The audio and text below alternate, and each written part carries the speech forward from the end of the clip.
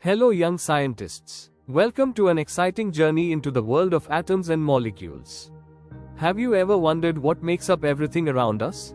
From the air we breathe to the chair you are sitting on, it's all made of tiny particles called atoms and molecules. Before we dive deeper into atoms and molecules, let's review something you might already know a bit about: matter. What is matter? It's anything that takes up space and has weight. Your pencil, your desk, the air you breathe, even you, it's all matter. And guess what? Matter likes to hang out in different forms called states. The three main states of matter are solids, liquids, and gases. It took brilliant minds and centuries of discoveries to unlock the secrets of the atom. Let's travel back in time and explore how our understanding of atoms has evolved. Long ago, a Greek philosopher named Democritus had an idea. Everything is made of tiny particles called atoms. He imagined them as solid, incuttable bits of matter, too small to see, that are always moving. He even thought different objects had different kinds of atoms, pointy ones for sharp things, smooth ones for soft things. Democritus couldn't prove his theory, but his idea of atomism was a big step toward understanding matter. Let's travel to the 1800s.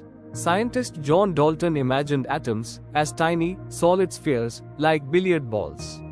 He believed they were indestructible and that each element had its own unique type of atom. This solid sphere model was a big step forward, but it wasn't the whole picture. Scientists kept experimenting and discovering more about the amazing atom. In 1904, J.J. Thomson shook things up. He discovered tiny negatively charged particles called electrons. He imagined the atom like a plum pudding, a positively charged pudding, with negatively charged electrons scattered throughout, like plums. This plum pudding model was a step closer to the truth, but scientists were still puzzled by how the atom really worked. In 1911, Ernest Rutherford made a shocking discovery.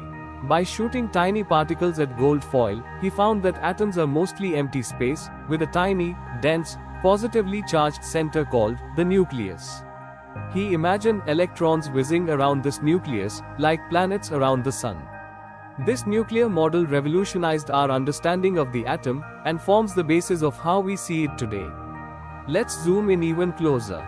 Inside each atom are even tinier particles called protons, neutrons, and electrons. Protons are like tiny plus signs. They have a positive charge and hang out in the center of the atom, the nucleus. Neutrons are neutral, like their name says, they have no charge and also live in the nucleus. Electrons are like tiny minus signs. They have a negative charge and zoom around the nucleus like planets orbiting a star. These tiny particles, and how they interact, determine the properties of different elements. Atoms are tiny, but did you know the nucleus is even tinier? It's like comparing a football stadium to a grain of sand. The nucleus is packed with protons and neutrons, while the electrons whiz around in the vast empty space of the atom. It's mind-blowing how much empty space is inside everything around us. Atoms like to team up and make molecules. Molecules are just two or more atoms linked together. They're the building blocks of everything around us, like water, air, and even you. Atoms can join together to form molecules, kind of like how magnets stick together. They share tiny particles called electrons, and this helps them become more stable. Think of it like holding hands. When atoms share electrons, they become linked together. For example, two hydrogen atoms and one oxygen atom can join together to form a water molecule, H2O. It's amazing how these tiny atoms create something so important to life. Let's take a look at some common molecules you already know.